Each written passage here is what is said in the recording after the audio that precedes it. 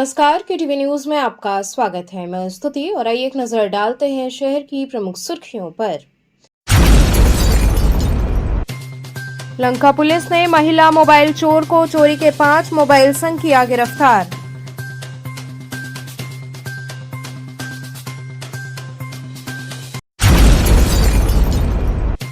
महाशिवरात्रि पर्व के मद्देनजर काशी विश्वनाथ धाम में चल रही व्यापक तैयारियां, बैरिकेडिंग को लेकर व्यापारियों ने जताई चिंता।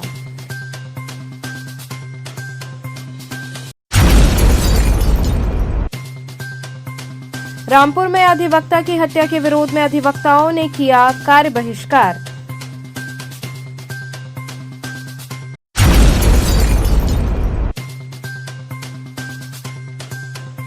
और सुसवाही क्षेत्र में धोबी की दुकान में आग लगने से सामान और नगद जलकर हुआ खाक।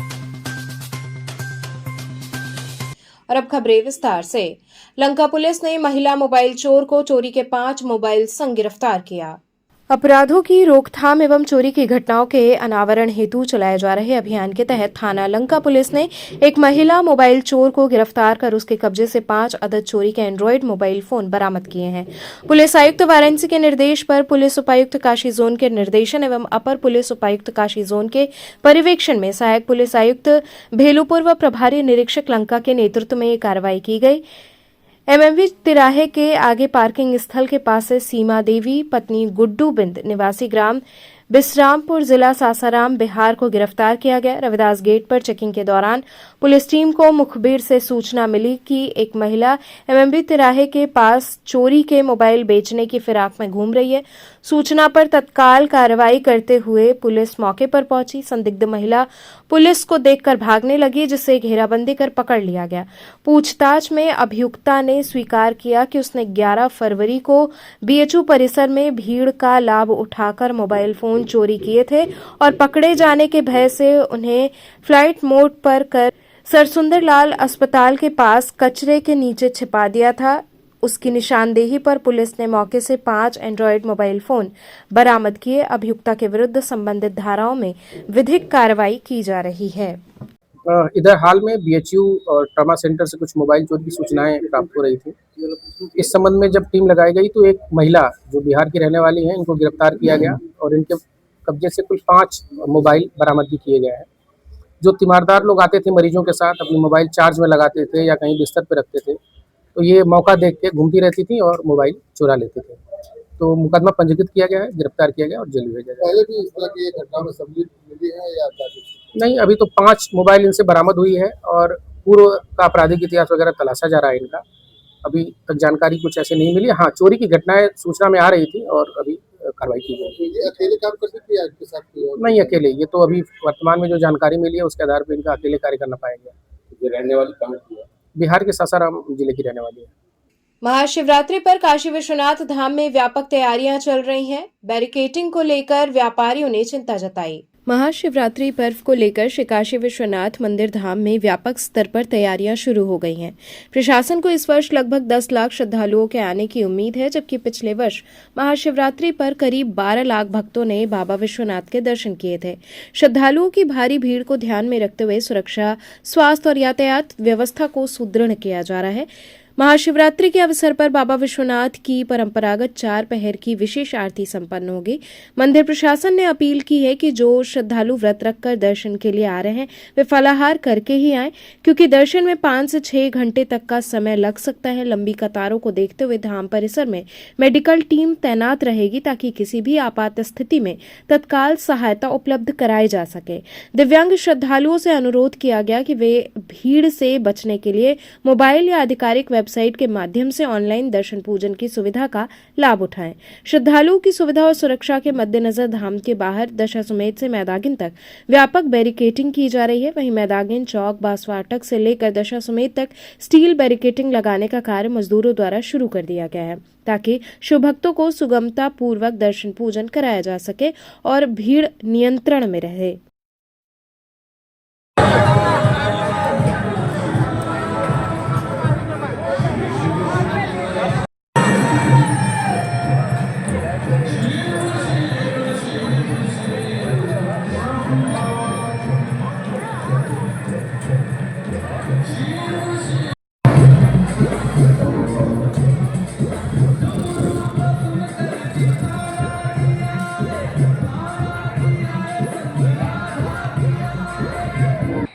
महाशिवरात्रि पर मंदिर प्रशासन द्वारा 3 प्रकार की व्यवस्थाएं की गई हैं। पहली व्यवस्था श्रद्धालुओं के लिए जो है उसको मैं आपको अवगत कराना चाहूँगा। ये विशेष एसओपी के अंतर्गत एंड टू एंड बैरिकेड्स लगे रहेंगे, जिगजैग्स लगे रहेंगे, जिससे श्रद्धालुओं को समस्या न होने पाए। किसी प्रकार का वीआईपी स्पर्श अनुरोध स्वीकार नहीं किया जाएगा। जो भी हमारे यहाँ श्रद्धालु आ रहे हैं उनके लिए यह भी निवेदन किया गया है, कुछ खा पी कर आएँ। लंबी दर्शन अवधि हो सकती है, जो वेटिंग अवधि हो सकती है, उसमें हो सकता है कि ना खाने से, खाली पेट रहने से कुछ समस्या हो। प्रतिबंधित वस्तुएं यथा मोबाइल है, स्मार्ट वॉच है, नुकीली चीज़ें हैं, पेन है, उसको लेकर ना निकलें घर से, घर पर या अपने ठहरने का स्थान पर उसको छोड़ कर आएँ। बाकी सभी श्रद्धालुओं के लिए यहाँ एंड टू एंड एक बढ़िया दर्शन की व्यवस्था की जाएगी। उनके लिए मेडिकल हेल्प डेस्क, पेयजल की व्यवस्था, ग्लूकोज वितरण की व्यवस्था, ORS वितरण की व्यवस्था इत्यादि सभी को सुनिश्चित किया गया है। दूसरा जो काशी विश्वनाथ मंदिर द्वारा महाशिवरात्रि महोत्सव के लिए प्रबंध किया गया है, वो 2 प्रकार के नवाचार इस बार किए गए हैं। एक तो 33 कोटि देवताओं को सभी को विशेष मंत्र श्लोक के द्वारा यहाँ पर आह्वान करके आमंत्रित किया गया है कि वह भी सम्मिलित हों। पहली बार ऐसा हुआ, उसके लिए बाकायदा कार्ड छपवा कर जितने देवता हमारे मंदिर धाम में स्थित हैं उनको दिया गया और शेष का मंत्रोच्चार के द्वारा आह्वान करके यहाँ आमंत्रित किया गया है। तीसरा नवाचार है कि जो देश भर के बड़े मंदिर हैं, विदेश के भी बड़े मंदिर हैं, वह सभी एक मुहिम में जुड़ रहे हैं कि भगवान शिव का सबसे बड़ा उत्सव है तो विश्वनाथ धाम में अपने यहाँ से उपहार प्रेषित करें और विभिन्न धाम, विभिन्न जो आस्था के केंद्र हैं आपस में एक दूसरे से इस प्रकार जुड़े, जो राष्ट्रीय एकता को, क्षेत्रीय एकता को और हमारी जो सनातन एकता है उसको, अलग हमारी जो क्षेत्रीय अस्मिताएँ होती हैं, बोली, पहचान, जो हमारी भाषा, खान पान की जो अभिरुचि है, इसके आधार पर जो अंतर है उनको मिटाते हुए आस्था के आधार पर हमें आपस में एकता स्थापित हो, इसके लिए ये प्रयास किया गया है। तीसरे प्रकार की जो व्यवस्था की गई है वो भगवान श्री काशी विश्वनाथ के धाम में जो शिवरात्रि महोत्सव का सांस्कृतिक पक्ष है उसके अंतर्गत इस बार 4 दिवसीय सांस्कृतिक संध्या का आयोजन किया गया है, जिसमें अंतर्राष्ट्रीय ख्यातिलक पंडित कुशमोहन भट्ट जो ग्रैमी अवार्ड विनर हैं उनसे लेकर और स्थानीय कलाकारों तक के द्वारा प्रतिभाग किया जा रहा है। तो अंतर्राष्ट्रीय, राष्ट्रीय, प्रादेशिक एवं स्थानीय सभी प्रकार की जो परंपराएं हैं, जो रीतियां हैं, जो कलाकार हैं, उनका समन्वय करते हुए इस बार काशी विश्वनाथ धाम में शिवरात्रि महोत्सव का आयोजन किया गया है। दिव्यांगों के लिए क्या व्यवस्था किए गए हैं? उसके लिए ऑनलाइन दर्शन की व्यवस्था कराई गई है। लोग अपने घर बैठकर भी आराम से दर्शन कर सकते हैं। कितने लाख लोग आ रहे हैं?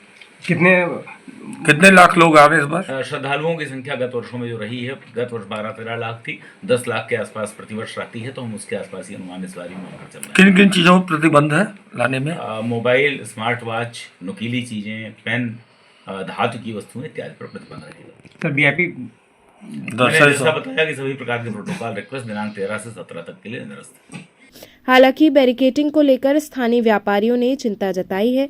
उनका कहना है कि पर्व से लगभग 5 दिन पहले बैरिकेडिंग लगाए जाने से दुकानों पर ग्राहकों की आवाजाही प्रभावित हो रही है, जिससे कारोबार पर असर पड़ रहा है। व्यापारियों ने प्रशासन से अनुरोध किया कि ऐसा विकल्प निकाला जाए जिससे दिन में व्यापार प्रभावित न हो और आवश्यकता अनुसार बैरिकेडिंग को रात में लगाया जाए तथा शाम को हटाया जाए, ताकि शिव बारात देखने आने वाले श्रद्धालु और आमजन भी सुगमता से आवागमन कर सके।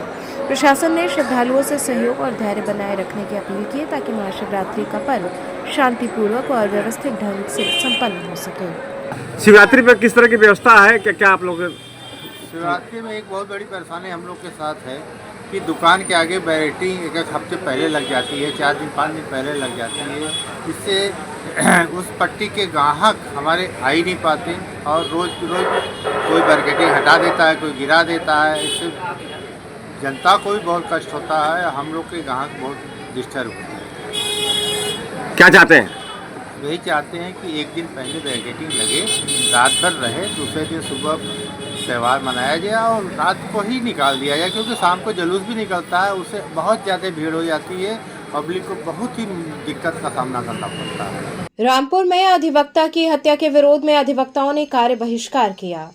रामपुर में अधिवक्ता की गोली मारकर हत्या किए जाने की घटना के विरोध में वाराणसी के अधिवक्ताओं ने न्यायिक कार्य से विरत रहकर कड़ा रोष व्यक्त किया। इस संबंध में एक आवश्यक बैठक आहूत की गई, जिसमें मृतक अधिवक्ता की आत्मा की शांति के लिए 2 मिनट का मौन रखकर श्रद्धांजलि दी गई। बैठक में बीपी सिंह, अखिलेश तिवारी एडवोकेट एवं सुशील चंद मिश्रा एडवोकेट के प्रस्ताव पर सर्वसम्मति से निर्णय लिया गया कि आज अधिवक्तागण पूरे दिन न्यायिक कार्य से विरत रहेंगे।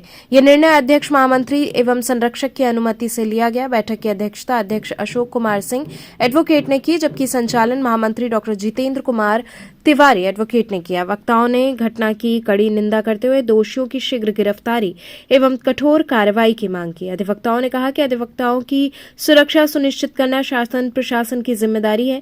ऐसी घटनाएं न्याय व्यवस्था के लिए गंभीर चुनौती है और यदि समय रहते ठोस कदम नहीं उठाए गए तो आंदोलन को और तेज किया जाएगा।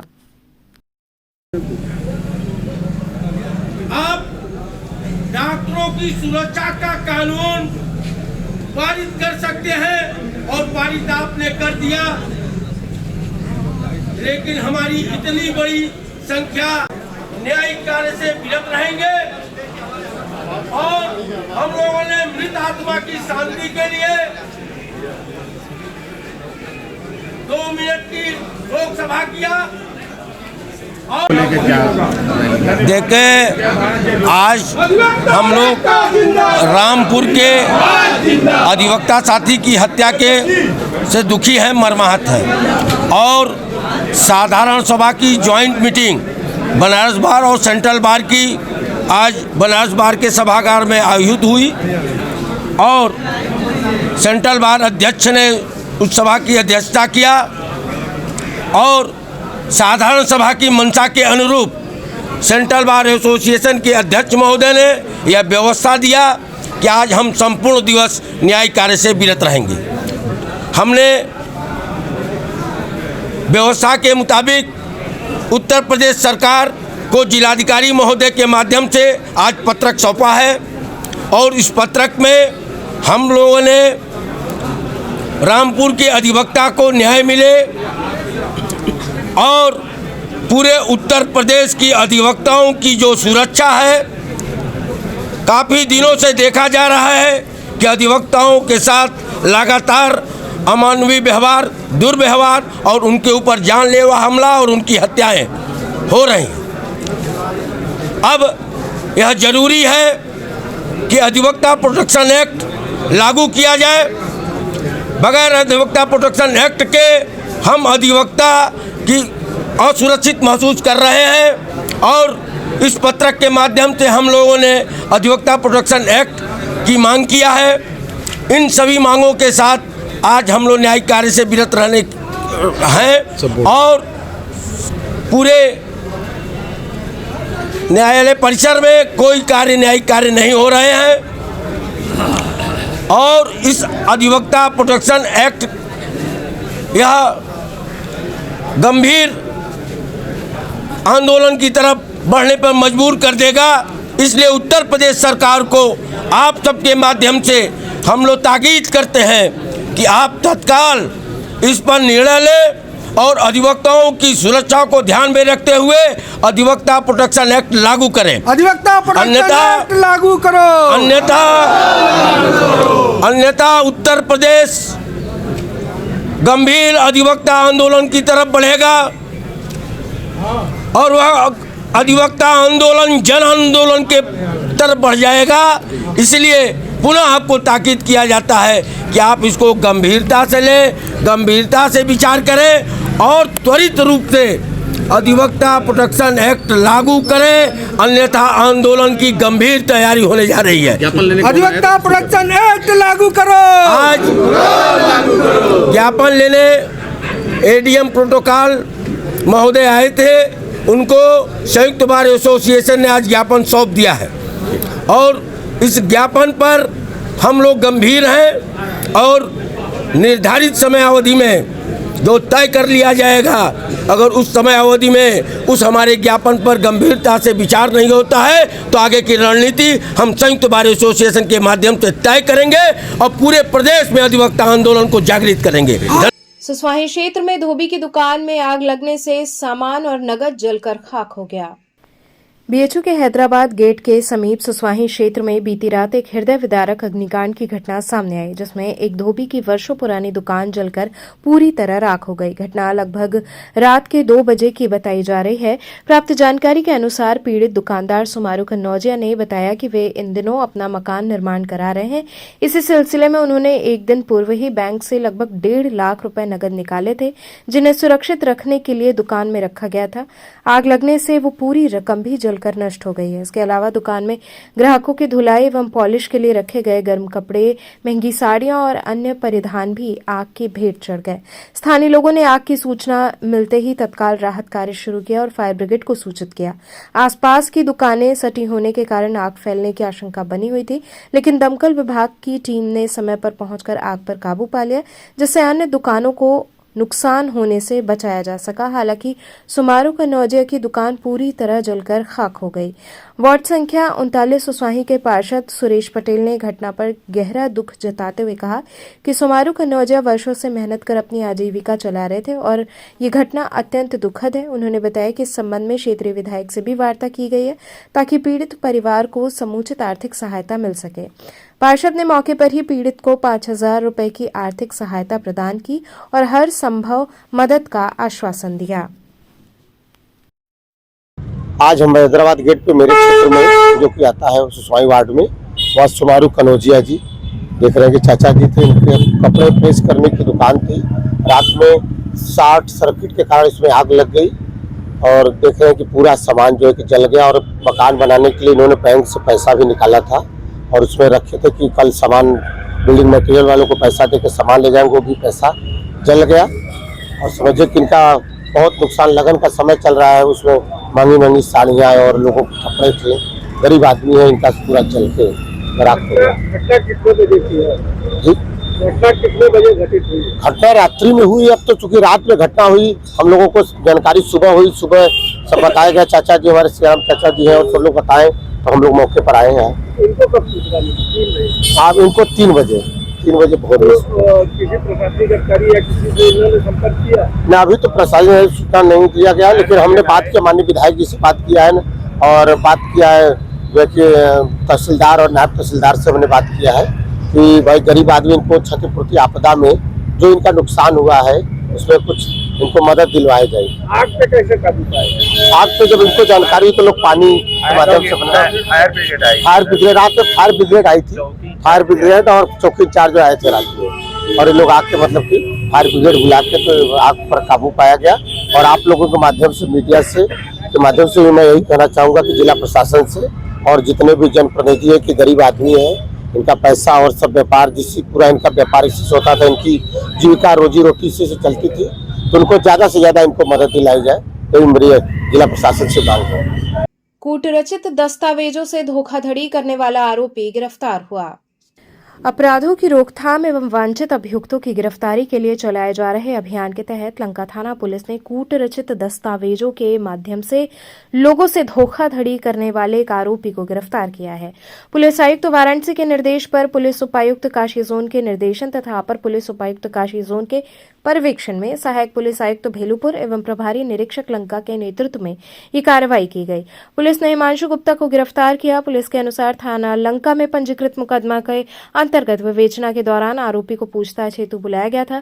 पूछताछ में उसने अपना जुर्म स्वीकार करते हुए बताया कि वो ट्रेवल लाइन का व्यवसाय करता था और विभिन्न स्थानों से वाहन मंगाकर किराए पर चलवाता था। लालच में आकर उसने फर्जी विक्रय पत्र तैयार कर वाहनों को बेच दिया तथा कई लोगों के साथ इसी प्रकार धोखाधड़ी की। अपराध स्वीकार करने के बाद उसे संबंधित धाराओं में विधिवत गिरफ्तार किया गया है।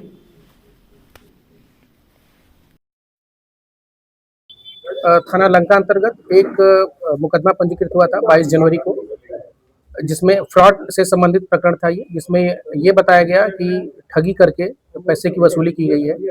इसमें अभियुक्त हिमांशु गुप्ता जो मूल रूप से दिल्ली का रहने वाला है, यहाँ थाना लंका अंतर्गत रोहित नगर में रहता था। यहाँ एक होटल में 4-5 वर्षों से मैनेजर के रूप में कार्यरत था, जिससे एक अच्छा नेटवर्क भी इसका तैयार हो गया था। तो इसने काम ये किया कि ट्रेवल एजेंसी के नाम पे कुछ लोगों से, कानपुर से, अन्य जगहों से गाड़ियाँ इसने हायर की। उनको इसके एवज में कुछ मंथली ये पे भी करता रहा थोड़ा बहुत। वहाँ से तो इसने ट्रेवल एजेंसी के लिए हायर किया, लेकिन यहाँ पे ग्राहकों को इकट्ठा करके सस्ते दामों पे देने की बात करके गाड़ियों को उनसे पैसे की उगाही करी। और बाद में जब जिनकी गाड़ियाँ थी उन्हें ये पता चला कि गाड़ियाँ हमारी बेच दी गई हैं, ट्रांसफ़र करने की बात चल रही है, तो ये पूरा प्रकरण संज्ञान में आया था। तो कुल 9 मुकदमे ऐसे पंजीकृत हुए हैं थाना लंका अंतर्गत और 3 मुकदमे कानपुर में भी हैं। कुल अभी तक इस घटना से संबंधित 12 मुकदमे प्रकाश में आ चुके हैं। लगभग 2 करोड़ से अधिक रकम और गाड़ियों की कीमत अगर जोड़ी जाए कि हेरा-फेरी की गई है और अभियुक्त हिमांशु गुप्ता को एक सराहनीय कार्य करते हुए लंका पुलिस ने गिरफ्तार किया है। इसको जेल भेजा जा रहा है, साथ ही और नेटवर्किंग इसकी तलाश की जा रही है। कुछ सूचनाएँ अपुष्ट अभी मिली हैं, जिसके बारे में आगे हम लोग ट्रेस कर रहे हैं। अगर और कुछ लोग मिलते हैं इसमें शामिल, तो उन्हें गिरफ्तार किया जाएगा, जेल भेजा जाएगा। साथ ही गैंगस्टर एक्ट के तहत कार्रवाई करके 14 एक्ट के तहत संपत्ति प्रॉपर्टी सीज करने का भी काम किया जाएगा। क्या जितनी गाड़ियां पकड़ी गई हैं उन गाड़ियों को उनके मालिक को सुपुर्द कर दिया गया है? हाँ, कुल अभी तक लगभग 7 गाड़ियों की बात आई थी जो प्रकाश में आई थी, जो ट्रैवल एजेंसी में चलाने के नाम पे लिया था और बेच दिया था। गाड़ियों की रिकवरी करके उनके मालिक को सुपुर्द की गई है गाड़ी। स्वामी हरसेवानंद पब्लिक स्कूल में कंपोजिट विद्यालय के बच्चों ने शैक्षणिक भ्रमण किया। स्वामी हरसेवानंद पब्लिक स्कूल बनपुरवा परिसर में आज एक प्रेरणादायी शैक्षणिक भ्रमण कार्यक्रम का आयोजन किया गया। पीएम श्री कंपोजिट विद्यालय परशुरामपुर नारायणपुर मिर्जापुर के कक्षा 6, 7 एवं 8 के लगभग 60 छात्र छात्राओं ने विद्यालय का शैक्षिक भ्रमण कर आधुनिक शैक्षणिक सुविधाओं का अवलोकन किया। भ्रमण के दौरान विद्यार्थियों ने विज्ञान प्रयोगशाला, कंप्यूटर लैब, स्मार्ट कक्षाओं सहित विभिन्न शैक्षणिक संसाधनों को देखा और उनके उपयोग की जानकारी प्राप्त की। शिक्षकों ने प्रयोगात्मक शिक्षण पद्धति, गतिविधि आधारित अध्ययन तथा आधुनिक तकनीकी संसाधनों के प्रभावी उपयोग के बारे में विस्तार से बताया। कक्षा संवाद सत्र में छात्रों ने उत्साहपूर्वक प्रश्न पूछे और अध्ययन प्रणाली को नजदीक से समझा। कार्यक्रम में विद्यार्थियों के बीच विशेष उत्साह और जिज्ञासा देखने को मिली। विद्यालय के प्रधानाचार्य डॉ. अजय कुमार चौबे एवं छात्रावास अधीक्षक लेफ्टिनेंट MS यादव ने आगंतुकों का स्वागत करते हुए इस पहल को ज्ञान के आदान प्रदान और शैक्षिक सहयोग की दिशा में महत्वपूर्ण कदम बताया।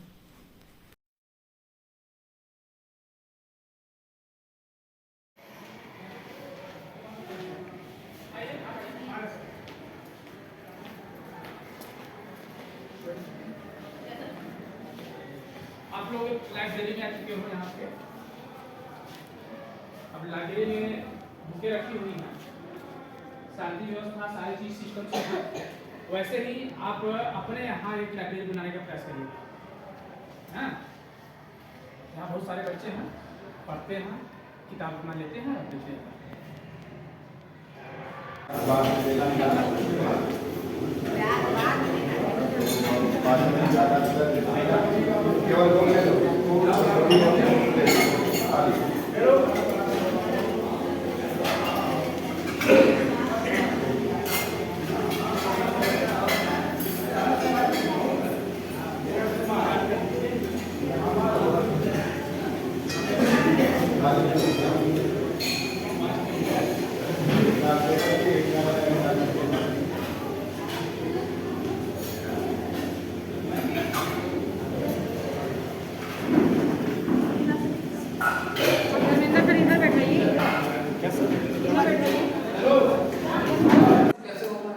ये सब होता है कि हम कॉपर सल्फेट सोल्यूशन होता है, क्या होता है सोल्यूशन। अब उसमें घोला रहता है और घोलने के बाद हम लोग ऐसे इलेक्ट्रोड्स यूज करते हैं। कैसे इलेक्ट्रोड्स यूज करते हैं? ऐसे, और इलेक्ट्रोड ऐसे यूज करके जिसपे हम लोगों को पानी चढ़ाना होगा, कमना पे चढ़ाना होगा, उसको चिमटे से लगाकर उसमें डुबा देंगे। फिर यह वक्त तो चला एक छोटे से ब्रेक का। बने रहिए KTV न्यूज के साथ।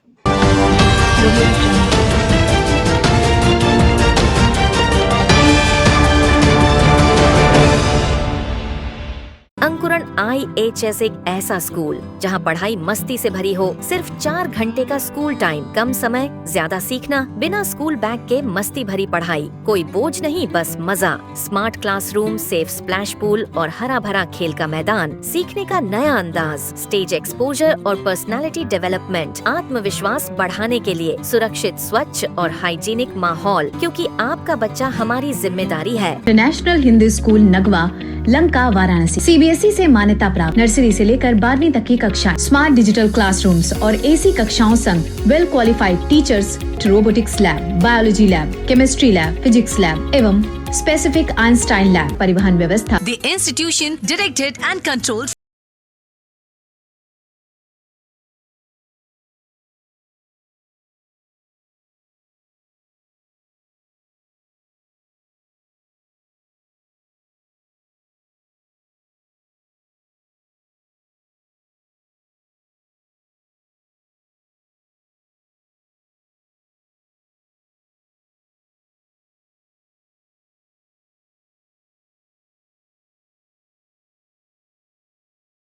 Physics lab, chemistry lab and biology lab के साथ हम हर बच्चे की जिज्ञासा को देते हैं उड़ान। हमारी आधुनिक शिक्षा प्रणाली जैसे state of the art computer lab, smart classes, latest library द्वारा बच्चों को आत्मनिर्भर और सफल बनाने के लिए तैयार किया जाता है। पढ़ाई के साथ साथ खेल कूद, संगीत और कला में भी बच्चों को निखारा जाता है। समय समय पर कल्चरल एक्टिविटीज का भी आयोजन किया जाता है। Safe transportation. AMN Model School, the name itself speaks. It's not a school, it's a legacy of 67 years being the oldest in Varanasi city. The school is placed in the heart of Kashi.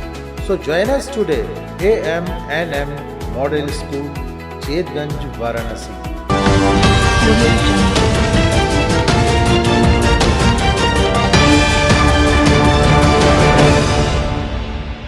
खबरों से जुड़े रहने के लिए हमारे channel KTV Varanasi को subscribe करें और लेटेस्ट अपडेट्स के लिए बेल आइकन को प्रेस करें। ब्रेक के बाद आपका स्वागत है। लंका थाना पुलिस ने काशीपुरम कॉलोनी से जुआ खेलते 9 लोगों को गिरफ्तार किया। अपराधों की रोकथाम एवं जुआ जैसे अवैध कृत्यों के विरुद्ध चलाए जा रहे अभियान के तहत थाना लंका पुलिस ने बड़ी कार्रवाई करते हुए 9 जुआरियों को गिरफ्तार किया है। पुलिस आयुक्त वाराणसी के निर्देश पर पुलिस उपायुक्त काशी जोन के निर्देशन तथा अपर पुलिस उपायुक्त काशी जोन के पर्यवेक्षण में सहायक पुलिस आयुक्त भेलूपुर व प्रभारी निरीक्षक लंका के नेतृत्व में कार्रवाई हुई। काशीपुरम कॉलोनी सीर गोवर्धनपुर स्थित एक खाली प्लॉट से 9 व्यक्तियों को जुआ खेलते हुए मौके से पकड़ा गया। उनके कब्जे से कुल 27,620 रुपए नगद बरामद किए गए। पुलिस के अनुसार चौकी प्रभारी BHO सौरभ तिवारी टीम के साथ क्षेत्र में भ्रमण कर रहे थे, तभी मुखबिर से सूचना मिली कि कुछ लोग खाली प्लॉट में जुआ खेल रहे हैं। सूचना पर तत्काल कार्रवाई करते हुए पुलिस टीम मौके पर पहुंची। पुलिस को देखते हुए जुआ खेल रहे लोग भागने का प्रयास करने लगे, लेकिन पुलिस ने घेराबंदी कर सभी 9 अभियुक्तों को पकड़ लिया। इस संबंध में थाना लंका पर मुकदमा दर्ज कर विधिक कार्रवाई की जा रही है।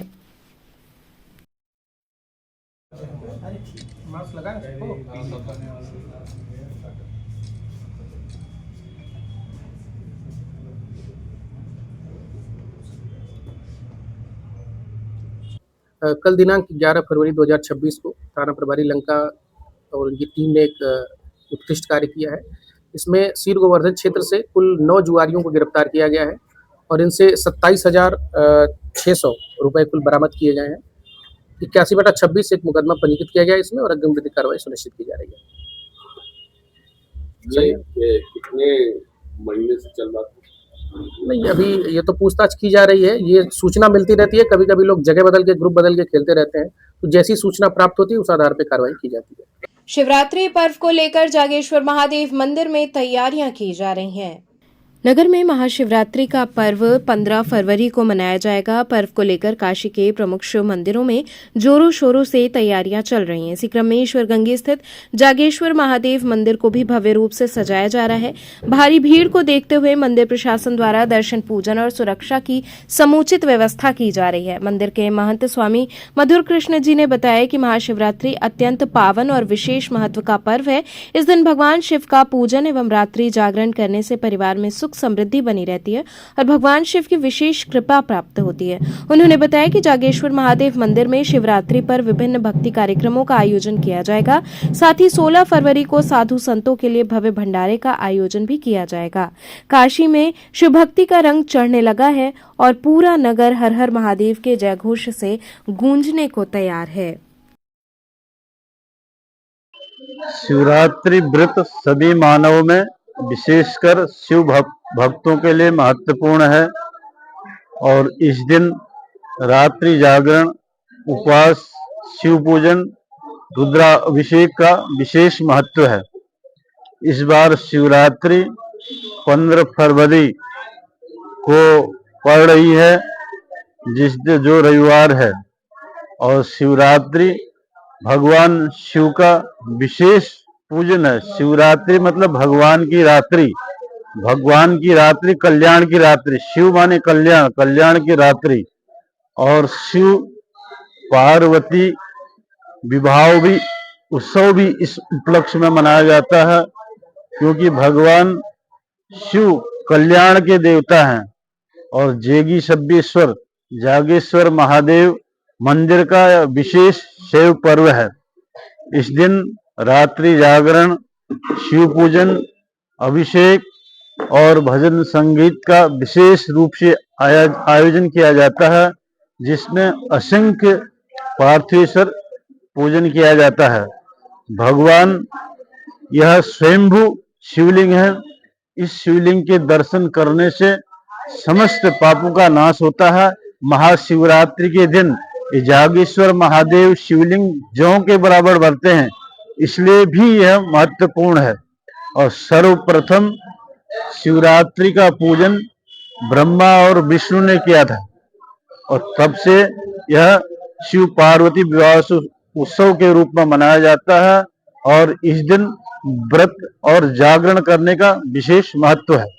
सारी तैयारी पूर्ण कर ली गई है, भारी भीड़ हाँ, होती है मंदिर में। यहाँ शिवरात्रि के दिन विशेष रूप से प्रातः 4 बजे से मंगला आरती होती है। उसके बाद भगवान के कपाट दर्शन के लिए भक्तों के खुल जाते हैं और दिन भर रात भर हजारों लाखों और भक्त भगवान का दर्शन करते हैं और अपना जीवन का कल्याण करते हैं। भंडारे का भी आयोजन चले जाते हैं। हाँ, 16 फरवरी को काशी के समस्त संत महात्माओं का भंडारा है, जो भगवान जागेश्वर महादेव का प्रसाद सहित आशीर्वाद करेंगे, जिसमें हजारों शिष्य भक्त और संत सम्मिलित होंगे।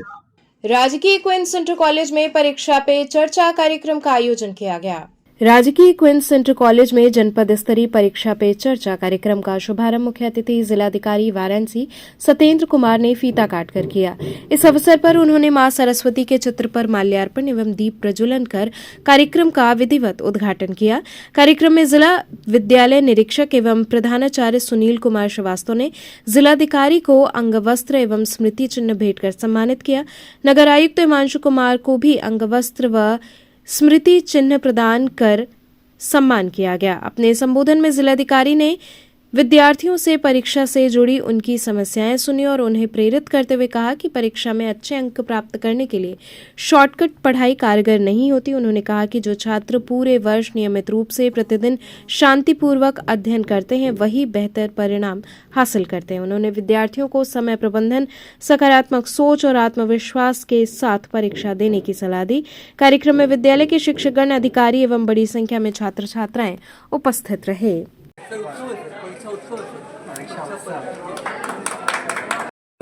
पुष्पों से समर्पित करना एक हमारी अनिवार्यता है।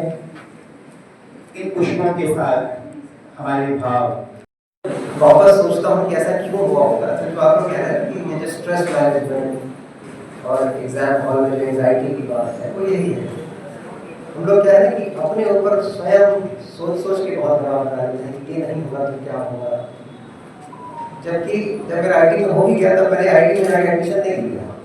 मैं जिस कॉलेज में पढ़ रहा था उसी कॉलेज में पढ़ता रहा, किसी में वहीं से हमने इंजीनियरिंग के फाइनल ईयर में ही दोबारा से मैं सिविल सर्विसेज के लिए आगे हुआ। सिविल सर्विसेज में मेरा एक ही बार पहले अटेम्प्ट में हो ही गया। और मेरे वो फ्रेंड जो आईटी में गए थे, जिन्होंने सिविल सर्विसेज की तैयारी की, बातें कई लोग उससे नहीं हो पाया। पॉइंट ये है कि लाइफ जो है वो लेवल आउट कर देती है और कोई जरूरी नहीं कि जो आप चाह रहे हो वही मिले, तभी आपके साथ जीवन में जो है वो अच्छा होगा। ठीक बात है। तो इसी बात को लेकर परेशान मत होइए, यही मिलेगा तभी आगे होगा। अगर 10th में थोड़े कम नंबर भी आ जाएंगे कोई दिक्कत नहीं, फिर बच आएगा। 12th में थोड़े कम नंबर आएंगे, फिर ग्रेजुएशन आएगा। जीवन के हर स्टेज पे हम लोग को मौके मिलते रहते हैं, लगातार प्रयास होते रहना चाहिए। जैसे जब मैं 12th में था तो मुझे लगता था कि आईटी में नहीं हुआ तो क्या होगा, कैसे काम चलेगा, सब लोग आईटी में जा रहे हैं। और जब मैं आईटी में नहीं जाके मैंने डीसी से पढ़ाई की, तब भी मैंने देखा कि मेरे आईटी के जितने भी फ्रेंड्स हैं उससे बेहतर थे वो, और मैं आगे अपने करियर में किया। तो कोई फर्क नहीं पड़ा उससे। इस बात को लेकर मैं इतना परेशान था उस समय 12th में। आज मैं सोचता हूँ तो उसके लिए मुझे बिल्कुल भी परेशान नहीं होना चाहिए था। लेकिन जब आईटी में नहीं हुआ तो मुझे प्रॉब्लम में कहा। जैसे आप कह रहे हैं कि मेरी धड़कन भी बड़ी होगी, और मुझे अच्छे से याद नहीं है कि एग्जाम हॉल में कितनी धड़कन बड़ी थी मेरी। लेकिन हाँ, एक बार जरूर सब कुछ स्ट्रेस होता है।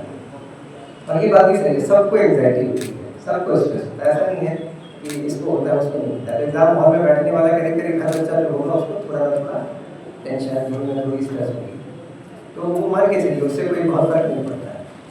जो एक्चुअली मैटर करता है ना वो है डिसिप्लिन और कंसिस्टेंसी।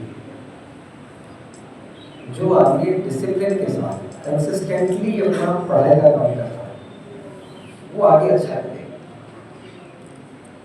जीवन में एक बारी दो बारी थोड़ा सा अलग फैक्टर भी होता है कि मैंने बहुत अच्छी तैयारी की थी लेकिन संभव उस दिन जो है वो मुझे हेडेक हो गया, एग्जाम सेंटर पे कि जो है वो पहुँचने में डिले हो गया, कुछ ऐसी चीज़ें हो गई कि सुबह सुबह मैं काफ़ी परेशान होकर पहुँचा हुआ। ऐसा होता है, बहुत होता है। आपने ही एक बैचमेट का बता दूँगा कि सिविल सर्विसेज में वो रेवेन्यू सर्विस में है, रेवेन्यू सर्विस में तो वो जब दोबारा एग्जाम क्लियर हो रहा था तो उसके सारे पेपर्स में इतने अच्छे नंबर आए थे कि वो टॉप 100 रैंक में आता।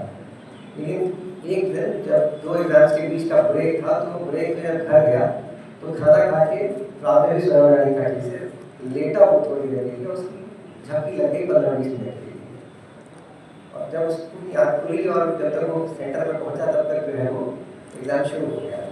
अब वो पेपर नहीं दे पाया और एक पेपर नहीं देने के बावजूद भी उसके इतने नंबर थे कि वो के लिए क्वालिफाई हुआ और फाइनल रैंक उसका है। लेकिन अगर वो होता तो टॉप 100 मिला होता। तो ये अलग फैक्टर भी होता है, मतलब संभव थोड़ा सा नाश्ता किया और हल्की सी नींद आ गई उसमें तो थोड़ा वो भी रहता है।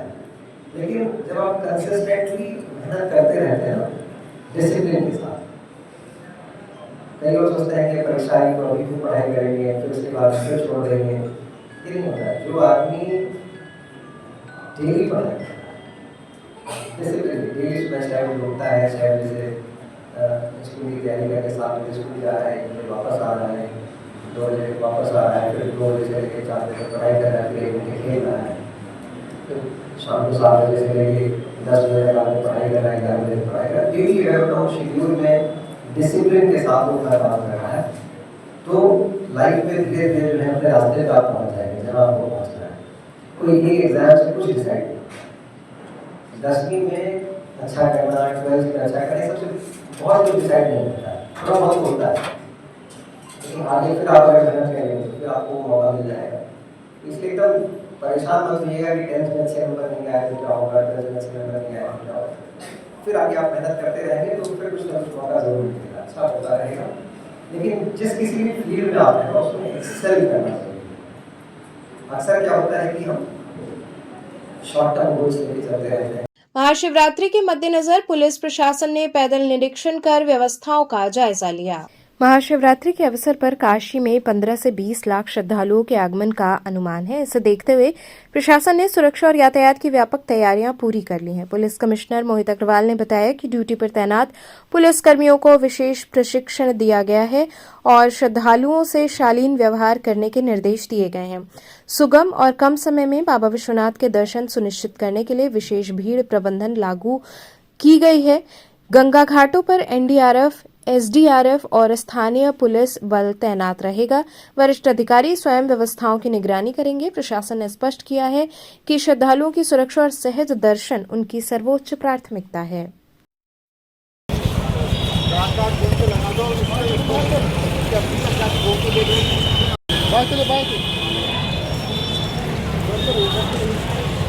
अतिक्रमण हो गया फिर मुकदमा लिखवाऊंगा 100%। यहाँ होना नहीं चाहिए कहीं भी, यहाँ से वहाँ तक। को लेकर किस तरह की तैयारी है? देखिए, महाशिवरात्रि पर हम लोग करीब 15 से 20 लाख श्रद्धालु यहाँ पर उनका आगमन का आकलन कर रहे हैं। इसके लेकर के लगातार यहाँ पर तैयारियाँ चल रही हैं, बैरिकेडिंग कराई जा रही है। इसके अलावा जो हमारे पुलिसकर्मी जिनकी ड्यूटी लगेगी उनकी मीटिंग करके उनको ट्रेनिंग दी गई है, सॉफ्ट स्किल्स की ट्रेनिंग दी जा रही है कि किस प्रकार उनको श्रद्धालुओं के साथ बर्ताव करना है, श्रद्धालुओं को मैडम और सर कह करके पुकारना है, किसी भी स्थिति में अपना धैर्य नहीं खोना है, उत्तेजित नहीं होना है और श्रद्धालुओं को एज ए गाइड, उनको पुलिसकर्मी एज ए गाइड यहाँ पर काम करेंगे और ये प्रयास करेंगे कि कम समय में सुगमता से, सहजता से सभी श्रद्धालुओं को यहाँ पर दर्शन हो जाए। इसके अलावा जो हमारे घाट हैं वहाँ पर स्नान करने के लिए भी व्यवस्थाएं की जा रही हैं। वहाँ पर एनडीआरएफ, एसडीआरएफ की ड्यूटियां रहेंगी, हमारे गोताखोर वहां पर रहेंगे। इस सीसीटीवी और ड्रोन के माध्यम से पूरे इस आयोजन का हम लोग स्वयं इसकी निगरानी करेंगे। एटीएस की टीमें और क्यूआरटी टीम्स भी यहाँ पर तैनात होंगी। सर, नागा साधु का भी आगमन होता है महाशिवरात्रि के दिन से? नहीं, सभी श्रद्धालु, चाहे हमारे आम नागरिक हों या हमारे संत जन हों, सबका यहाँ पर स्वागत है और सभी लोगों के लिए हम लोग सुगम दर्शन की यहाँ पर व्यवस्था बना रहे हैं। मानव संपदा पोर्टल पर संपत्ति विवरण अपलोड करने की समय सीमा बढ़ाने की मांग को लेकर ज्ञापन सौंपा गया। उत्तर प्रदेश राज्य कर्मचारी महासंघ ने मानव संपदा पोर्टल पर चल अचल संपत्ति का विवरण दर्ज करने की समय सीमा बढ़ाने की मांग को लेकर मुख्यमंत्री को ज्ञापन दिया गया। ज्ञापन में कहा गया कि 31 जनवरी 2026 तक संपत्ति का विवरण अपलोड न करने वाले कर्मचारियों के विरुद्ध अनुशासनात्मक कार्रवाई के निर्देश जारी किए गए हैं। महासंघ के कार्यकारी अध्यक्ष संजय तिवारी एवं जिला मंत्री शैलेश कुमार ने कहा कि वर्तमान में राज्य के शिक्षक एवं लिपिक विशेष गहन पुनरीक्षण कार्य में संलग्न है। इसके अतिरिक्त बोर्ड परीक्षाओं, गृह परीक्षाओं एवं प्री बोर्ड परीक्षाओं के परिणाम समयबद्ध रूप से तैयार करने की जिम्मेदारी भी निभा रहे हैं। इन व्यस्तताओं के कारण कई कार्मिक समय से मानव संपदा पोर्टल पर अपनी चल अचल संपत्ति का विवरण अपलोड नहीं कर सके। महासंघ ने मुख्यमंत्री से अनुरोध किया कि उपरोक्त परिस्थितियों को ध्यान में रखते हुए राज्य कर्मचारियों को कम से कम 1 माह का अतिरिक्त समय प्रदान किया जाए ताकि वे नियमानुसार अपनी संपत्ति का विवरण पोर्टल पर दर्ज कर सके। संघ ने आशा व्यक्त की कि शासन कर्मचारियों की व्यावहारिक कठिनाइयों को समझते हुए सकारात्मक निर्णय लेगा। आज अखिल भारतीय राज्य कर्मचारी महासंघ और all India state government employees federation और एवं उत्तर प्रदेश राज्य कर्मचारी महासंघ, जिसमें हमारा उत्तर प्रदेश लोक निर्माण विभाग मिनिस्ट्रियल एसोसिएशन एक घटक संघ के रूप में है, हमने 1 दिवसीय राष्ट्रीय आम हड़ताल आज हमारी पूरे प्रदेश में है और ऑल इंडिया में हड़ताल है पूरी आज ये, और हमने 8 सूत्रीय ज्ञापन अपना आज यहाँ माननीय प्रधानमंत्री भारत सरकार को और माननीय मुख्यमंत्री उत्तर प्रदेश सरकार को जिलाधिकारी के माध्यम से सौंपा है। इसमें हमारी मांगे हैं। हमने पहली मांग हमारी है सभी कॉन्ट्रैक्ट एम्प्लॉई को रेगुलर करें, जो कि संविदा पे कर्मचारी हैं या उनको एक कॉन्ट्रैक्ट बेस पे रखा गया है। हमारा कहना है कि उन सभी को इससे हटा के उनको रेगुलर कर दिया जाए, उनका शोषण ना किया जाए।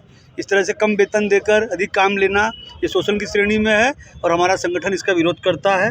दूसरी मांग है हमारी PFRDA एक्ट को रद्द किया जाए। हमारी जो पुरानी पेंशन बहाल है उसको बहाल किया जाए, जैसे कि अन्य राज्यों कुछ राज्यों ने पेंशन बहाली का शगुफा छोड़ा जरूर, लेकिन PFRDA एक्ट लागू होने के बावजूद उन राज्यों में पेंशन लागू नहीं हो पाई। तो हमारा कहना है कि पूरे देश में पुरानी पेंशन बहाली हमारी कर दी जाए।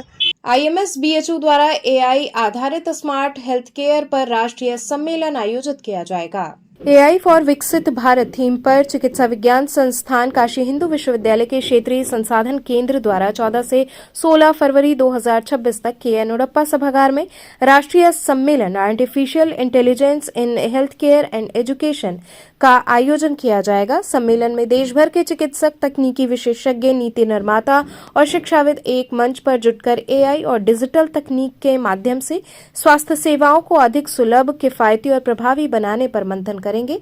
कार्यक्रम का फोकस प्रारंभिक रोग पहचान, सटीक उपचार, टेलीमेडिसिन विस्तार और चिकित्सा शिक्षा में नवाचार पर पड़ेगा। हम लोग एक कॉन्फ्रेंस प्लान कर रहे हैं 14, 15, 16 फरवरी को, और यह प्रेस कॉन्फ्रेंस है आर्टिफिशियल इंटेलिजेंस पे in health care for a विकसित भारत। इस कॉन्फ्रेंस का उद्देश्य है कि हम जो आर्टिफिशियल इंटेलिजेंस है इसके द्वारा हम अपने जो स्टूडेंट हैं, जो फैकल्टी हैं, जो कंसल्टेंट हैं और जो हमारे स्टाफ हैं उनको ट्रेंड कर सके, उनको परिचित करा सकें कि AI का जो रोल है हेल्थ सेक्टर में कैसे है, कैसे उसको अपग्रेड कर सकते हैं हम लोग अपने आप को, अपने ट्रीटमेंट प्लान को, अपने वर्किंग प्लान को। यदि कार्यक्रम कहाँ होगा, कब होगा सर? जी, यह कार्यक्रम 3 दिनों का है। 14 फरवरी को वर्कशॉप है। वर्कशॉप के 2 वेन्यू हैं, एक RRC टेलीमेडिसिन में और दूसरा वेन्यू है MCH गायनिकोलॉजी में। 15-16 को मेन कॉन्फ्रेंस है और यह मेन कॉन्फ्रेंस जो है हमारा KN उड़प्पा हॉल में होगा जो कि IMSBHU के पास में है। और मुख्य अतिथि के रूप में माननीय अनुप्रिया पटेल जी आ रही हैं और उनके साथ में माननीय दयालु शंकर मिश्रा जी हैं और एक चीफ गेस्ट हो गए और गेस्ट ऑफ ऑनर हाँ दयाशंकर मिश्रा दयालु सर काशी की जनता को संदेश देना चाहेंगे? काशी की जनता को हमारा यह संदेश है कि यह एक इंटेलिजेंस जो हम कॉन्फ्रेंस कर रहे हैं हेल्थ के सेक्टर में, इसके द्वारा हम अपने स्टाफ मेंबर्स को, अपने डॉक्टर्स को, अपने जो PhD स्कॉलर्स हैं, स्टूडेंट हैं, सबको इसके बारे में अवगत कराएंगे, जिससे हमारी काशी की जनता को भविष्य में उनके स्वास्थ्य लाभ के लिए यह आवश्यक होगा। तो चलते चलते पुनः एक नजर डालते हैं शहर की प्रमुख सुर्खियों पर। लंका पुलिस ने महिला मोबाइल चोर को चोरी के 5 मोबाइल संग किया गिरफ्तार।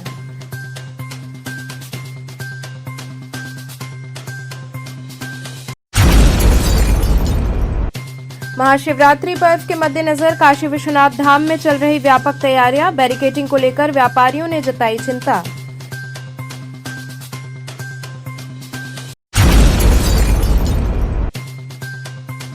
रामपुर में अधिवक्ता की हत्या के विरोध में अधिवक्ताओं ने किया कार्य बहिष्कार।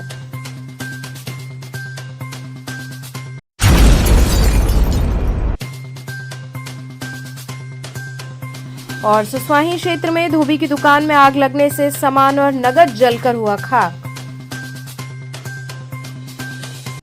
तो थे आज के समाचार, कल फिर होगी मुलाकात, तब तक के लिए नमस्कार।